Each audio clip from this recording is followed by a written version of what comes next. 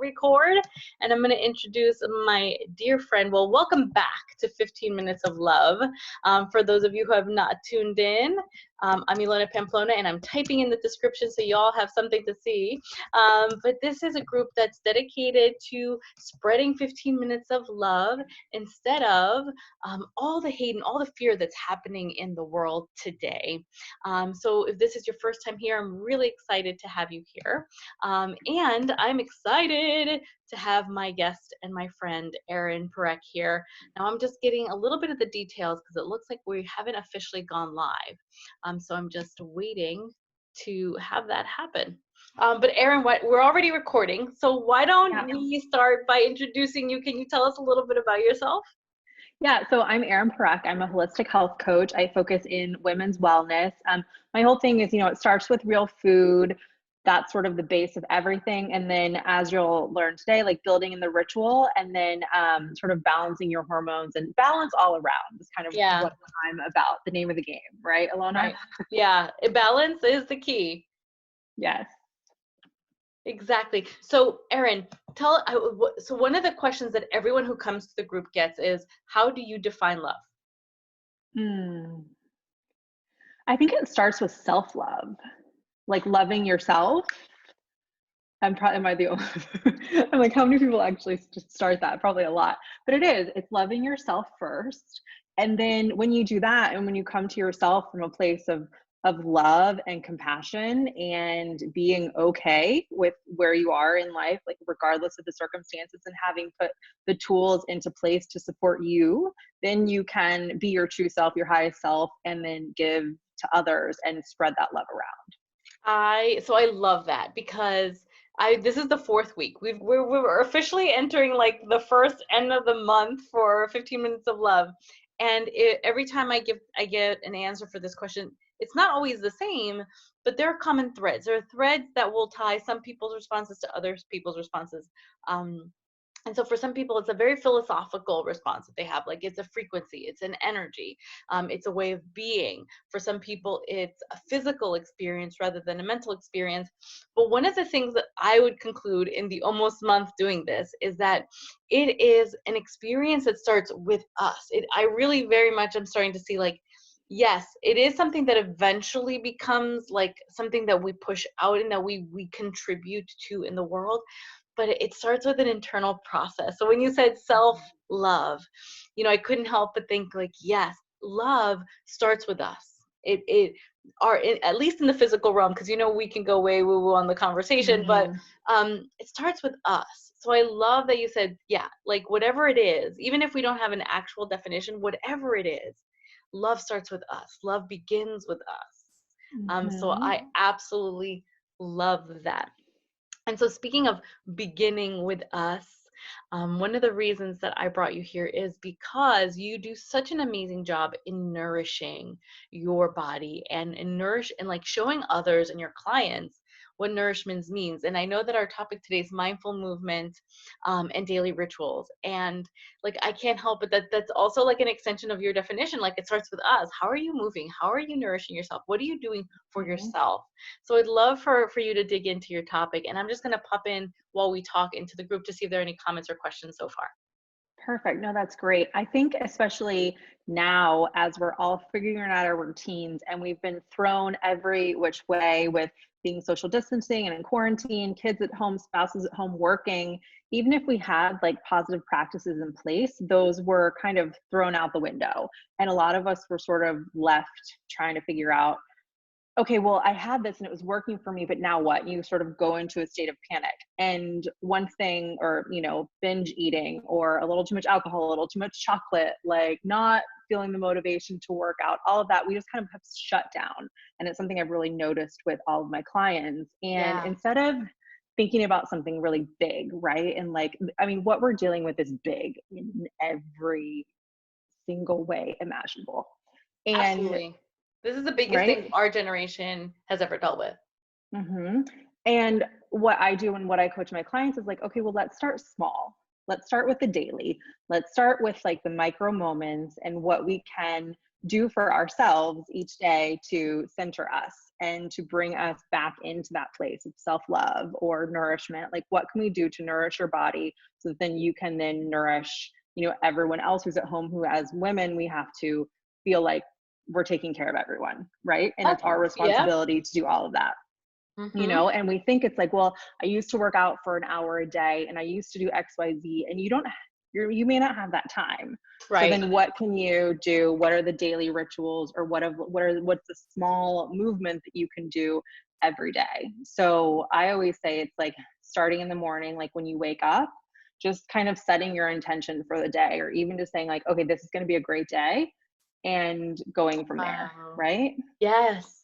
It's so interesting that you said that because my focus in my master's program was health and wellness coaching, but I had like a mindfulness, basically concentration. And I do believe so much in the way that our brains work, and we can lead our brains to where it can go and what can happen.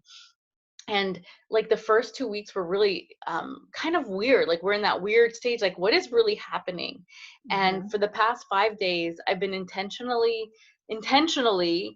waking up and forcing myself to like exit my bed through the right side of the bed, just because I feel like there's this energy flow.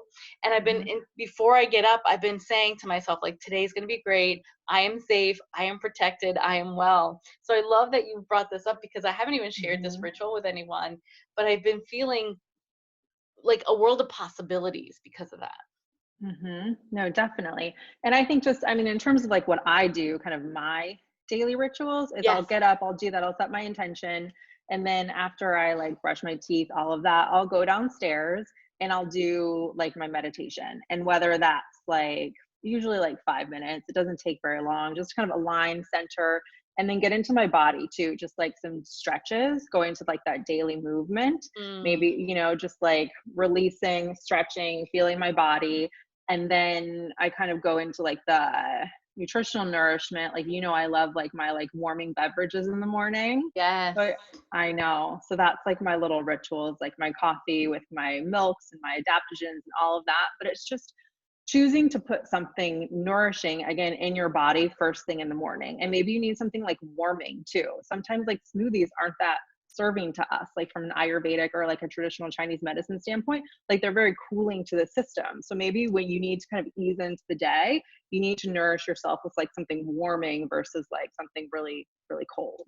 And can you tell, do you have any reasons why? I mean, I know the Chinese and the Ayurvedic reason why, but some of our viewers may not. Do you want to explain a little bit about why the importance of maybe starting out with warming versus cold?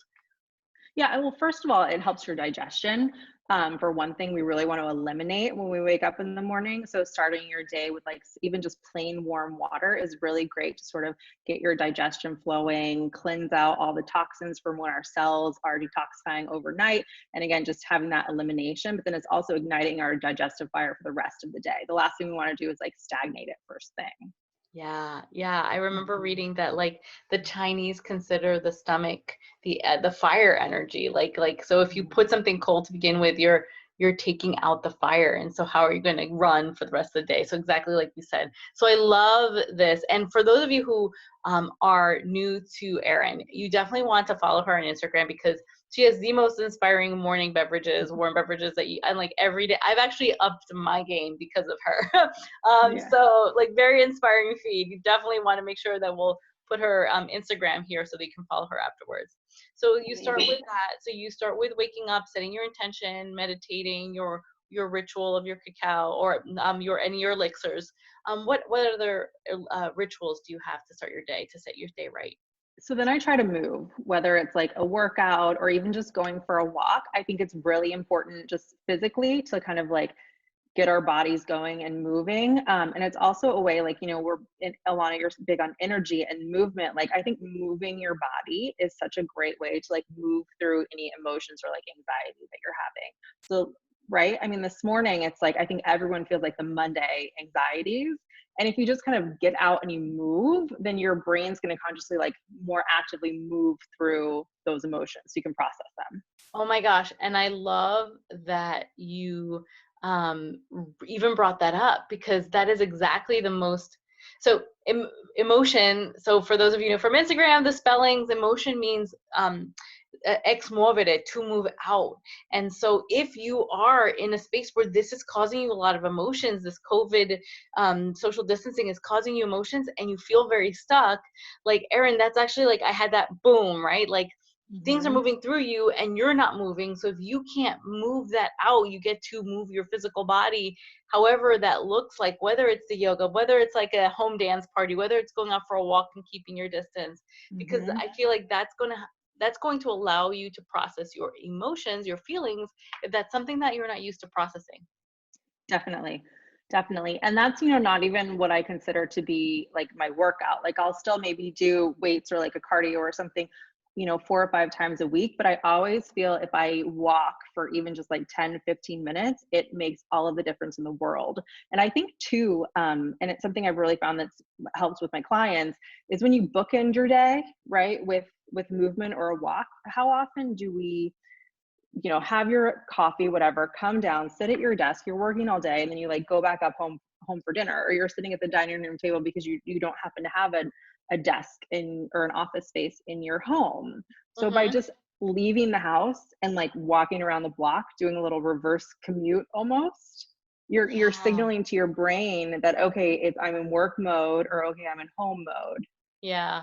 Oh my gosh, I love that, right? It's exactly. Oh wow. I didn't even think of that because I have to be honest. I woke up, freshened up, and started calls at 9 a.m. this morning. And Mhm. I did not make space for anything other than getting water to begin the day. I made my tea somewhere through the midday. And like I feel like I've not left this room. And there's a sense of my brain like now not wanting to leave.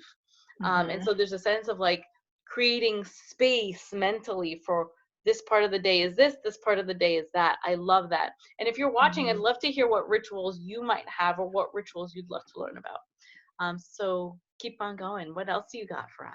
Yeah, what else do I have? I mean, I think the book ending is really super important. And then just winding down in the evening too, you know, whatever that means for you. If it's like a tea or a warming bath or something, I call them sort of your non-negotiables. You know, if you kind of really tune in and check in what you need to feel your best, right? Even Mm, before all of this happened, like what did you always need to feel like you 100%, right? If that didn't happen, it was a no-go.